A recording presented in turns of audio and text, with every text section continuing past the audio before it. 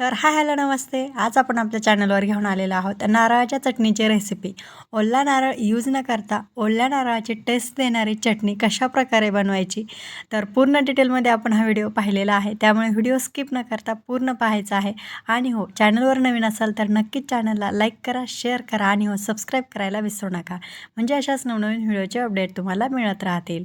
तर हे पहा, मी इथे सुक्कं खोबरं जे असतं ते रात्रभर असं भिजत घातलेलं आहे. थोडंसं गरम पाण्यामध्ये भिजत घालायचं, म्हणजे अगदी छान असं भिजलं जातं. आणि त्याच्या अशा प्रकारे स्लाईस करून घेतलेले आहेत. वरचं साल काढून घ्यायचं आहे. भिजल्यामुळे वरचं साल पटकन असं निघलं जातं.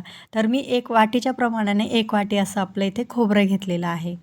1 वाटी असं खोबरं घेतलेलं आहे. त्यामुळे आपल्याला इथे डाळवा अर्धी वाटी घ्यायच्या असतात. पण मी इथे त्याचाही चौथा भाग असं इथे डाळवा घेतलेला आहे.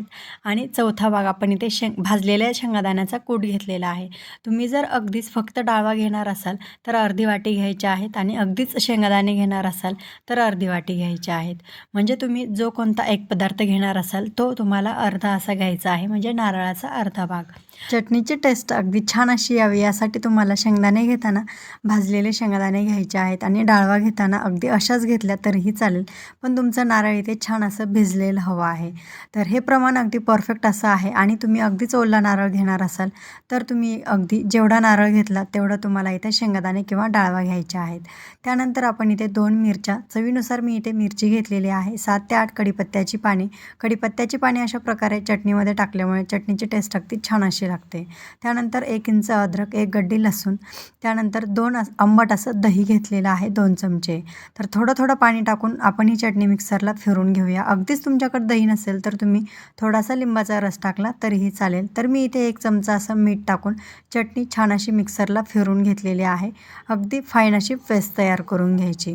त्यानंतर आपण इथे चटणी तर तयार झालेली आहे. तडका देऊन घेऊया. तडक्यासाठी मी इथे तेल घेतलेलं आहे. मोहरी छान अशी तडतडली की त्यामध्ये आपण इथे कढीपत्ता आणि थोडासा हिंग टाकून घेणार आहोत.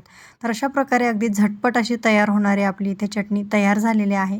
तुम्ही या अगोदर अशाच प्रकारे चटणीचे व्हिडिओज यूट्यूब चॅनलवर भरपूर पाहिलेले असतील, पण अशा प्रकारे चटणी घरी नक्की एकदा ट्राय करून पहा. खूप छान अशी तयार होते.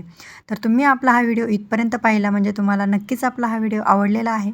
आवडलेला असेल तर नक्कीच चॅनलला लाईक करा, शेअर करा आणि हो तुमच्या मित्रपरिवारामध्ये शेअर करायला विसरू नका. आणि अशाच नवनवीन व्हिडिओचे अपडेट मिळवण्यासाठी नक्की चॅनलला लाईक, शेअर, सबस्क्राईब करून बेल आयकॉन देखील क्लिक करा. व्हिडिओ पूर्ण पाहिल्याबद्दल धन्यवाद. आपली तर चटणी इथे रेडी आहे. तुम्ही अगदी इडली, डोसा कशासोबत देखील सर्व